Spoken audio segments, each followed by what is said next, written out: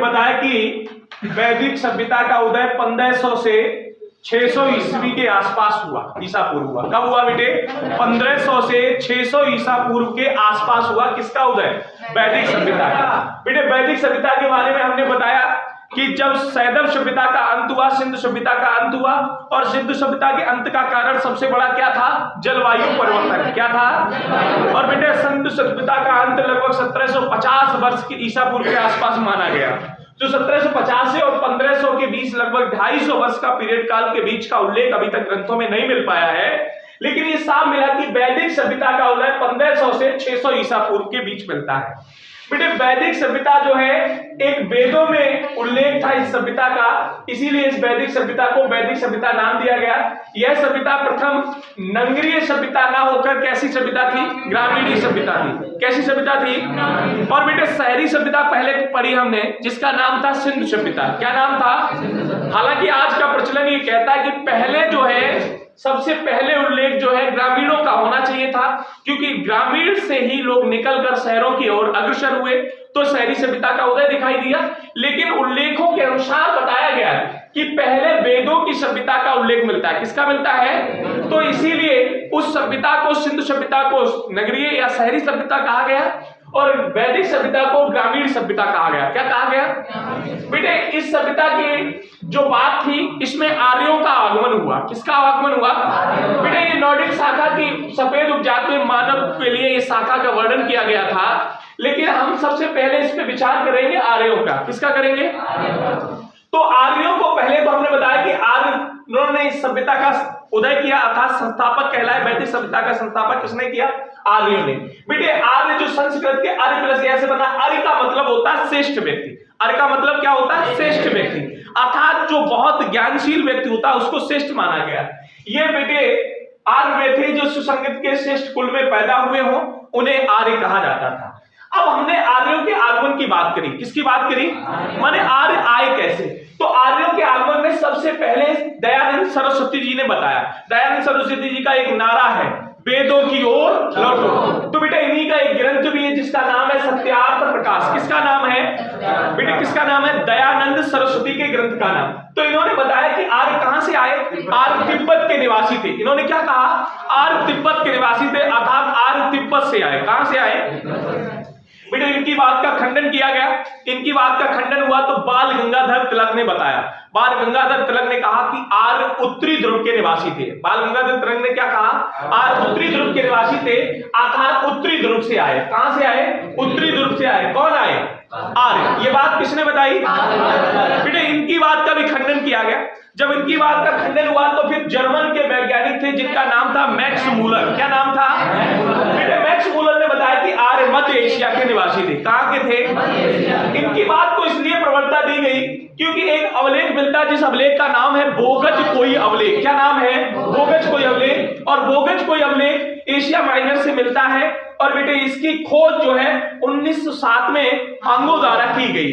बेटे इस अवलेख को ही संध्य अवलेख कहा जाता है। इस अवलेख को संध्य अवलेख क्यों कहते हैं? तो संध्य अवलेख, संध्य हमेशा दो व्यक्तियों के बीच होती है। किसके बीच होती है? तो हमने दो व्यक्तियों के नाम आपको बताए।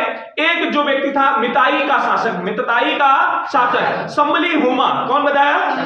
और एक दूसरा शासक बताया मितानी का शासक। क्या नाम बताया? मितानी का शासक मतुजा। मितानी का शासक। इन दोनों के बीच संधि का उल्लेख मिला, इसीलिए बोगज कोई अवलेख कोई क्या कहा गया? संधि अवलेख कहा गया। क्या कहा गया? बेटा संधि अवलेख। इस बोगज कोई अवलेख में, जैसे ऋग्वेद में 4 देवताओं का उल्लेख मिलता है, इस बोगज कोई अवलेख में भी 4 देवताओं का उल्लेख मिला, इंद्र, वरुण, मित्र और नास्तिक।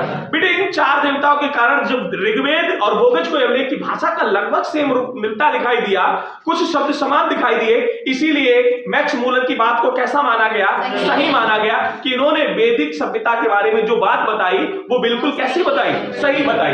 बेटा यह जो है 4 देवताओं का वर्णन करता है, और बोगज कोई अवलेख की भाषा कैसी थी? ईरानी इंडो भाषा थी। कैसी भाषा थी? ईरानी इंडो भाषा थी। कौन? बोगज कोई अवलेख। बेटा अगर हम वैदिक सभ्यता को देखें तो इसके 2 पीरियड कालों में इसको विभाजित किया गया। किसको? वैदिक सभ्यता को। 2 पीरियड काल कौन कौन से रहे? सबको पता है। एक पीरियड काल को नाम दिया गया ऋग्वैदिक काल। एक को नाम क्या दिया गया? ऋग्वैदिक काल। क्या नाम दिया गया? 1500 से 1000 ईसा पूर्व बताया गया। कितना बताया गया? 1500 से 1000 पूर्व। और एक नाम दिया उत्तर वैदिक काल। एक नाम क्या दिया? उत्तर वैदिक काल। और इस पीरियड काल का पीरियड लिखा 1000 से 600 ईसा पूर्व। क्या नाम दिया प्यारे बच्चे? 1000 से 600 ईसा पूर्व। बेटे इस ऋग्वैदिक काल में एक ग्रंथ की रचना हुई जिसका नाम रखा गया ऋग्वैदिक। क्या नाम रखा गया? इसीलिए इसको नाम क्या दे दिया गया? ऋग्वैदिक काल। इसमें एक ग्रंथ लिखा गया ऋग्वैदिक ग्रंथ। क्या लिखा गया? इसीलिए इस काल का ही नाम रख दिया क्या? ऋग्वैदिक काल। क्या रख दिया बेटे? अब हमको थोड़ा सा वेदों के साहित्य की बात करें। अगर हम वेदों के साहित्य की बात करें, मन में प्रश्न आता है कि वेद आए कैसे, वेद का अर्थ क्या है, वेदों को क्या कहते हैं, वेदों की रचना किसने की? पहला क्वेश्चन तो मेरा यही है, क्या वेदों की रचना हुई है? क्या वेदों की रचना हुई है? नहीं, वेदों की रचना नहीं हुई। वेदों को संकलित किया गया है। वेदों की रचना नहीं हुई है, वेदों को क्या किया गया? संकलित किया गया है। और वेद का शाब्दिक अर्थ होता है ज्ञान राशि। वेद का शाब्दिक अर्थ क्या है? ज्ञान। बेटे ज्ञान राशि या ज्ञान का भंडार। ज्ञान राशि या, ये किसका अर्थ है? ये वेद का अर्थ है। ये किसका अर्थ है? क्या अर्थ बताया? ज्ञान राशि या ज्ञान का। ये किसका अर्थ बताया? वेद का। किसका अर्थ बताया? बेटा वेद जो है संस्कृत भाषा की विद धातु से बना है। वेद जो शब्द है वो संस्कृत भाषा की किस धातु से बना है? विद धातु से।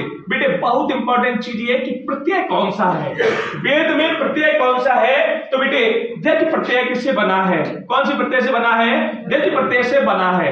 विद धातु से दृढ़ प्रत्यय से बना है। कौन? वेद। कौन बना है? वेद। बेटे वेदों की रचना नहीं हुई है, वेदों को क्या किया गया है? संकलित किया गया है। और वेदों का संकलन करता कौन थे? वेदों के संकलन करता कौन थे? वेद। सबको याद है? तो बेटे वेदों की बहुत इंपॉर्टेंट बात आपको बताई। कल हम शुरू करेंगे ऋग्वेद। किसको शुरू करेंगे? और ऋग्वेद में पूछा जाता है कि सबसे अधिक बार कौन सा शब्द प्रयोग किया गया। गंगा का कितनी बार ऋग्वेद में उल्लेख मिलता है? यमुना का कितनी बार उल्लेख मिलता है? पिता का उल्लेख कितनी बार है? इंद्र का उल्लेख कितनी बार है? ये ऋग्वेद के 10वें मंडल में किसका वर्णन है? गायत्री मंत्र का उल्लेख किस मंडल में है? सूर्य के देवता का उल्लेख किस मंडल में किया गया है? इस तरीके के उल्लेख आपको हम बताएंगे। 1128 या 1028 सूक्तियों का उल्लेख किस तरह से विभाजित किया गया है? 10,600 से अधिक मंत्रों का उल्लेख किस तरह से